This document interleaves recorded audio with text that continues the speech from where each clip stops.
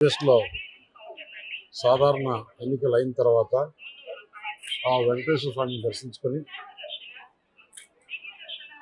మీ దయ వల్ల, మీ కృతజ్ఞత వల్ల, మీ ఆశీర్వాదం వల్ల ఆంధ్రప్రదేశ్లో రాక్షస రాజ్యం పోయి రామరాజ్యం తెచ్చేదానికి మీరు ఆశీర్వదించడానికి ధన్యవాదాలు తెలుపుతూ ఈరోజు ఆ స్వామిని ఆంధ్రప్రదేశ్లో పీస్ఫుల్గా ప్రతి ఒక్క ఓటరు తన హక్కును 83% వరకు వినియోగించుకుని ఆంధ్రప్రదేశ్ రాష్ట్ర మేలు జరిగేదానికి, దుర్మార్గపు పాలన తరిమి కొట్టేదానికి ఆ దేవుడు ఆశీర్వదించడం వల్ల ఆ దేవుడికి మొక్కుబడి ఉండింది.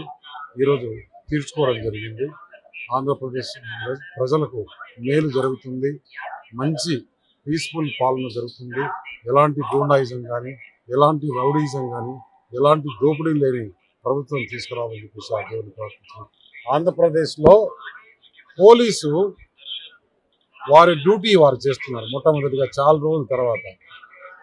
అయినా ఇంకా కొంతమంది ఆఫీసర్లు ఇంకా పాత వాసనలోనే ఉన్నారు. పోలీసు తన డ్యూటీ తను చేస్తుంటేనే ఇలా ఉంది. ఇంకా పోలీసు కన్నా కొంచెం పక్షపాతం, వారు చేసిన 100% పక్షపాతంలో ఒక 10% పక్షపాతం చూపిస్తే కూడా ఎలా ఉంటుందో. పోలీసు న్యూట్రల్గా ఉంటే 5 సంవత్సరాల నుంచి లేదు, 1 సైడ్గా ఉండింది.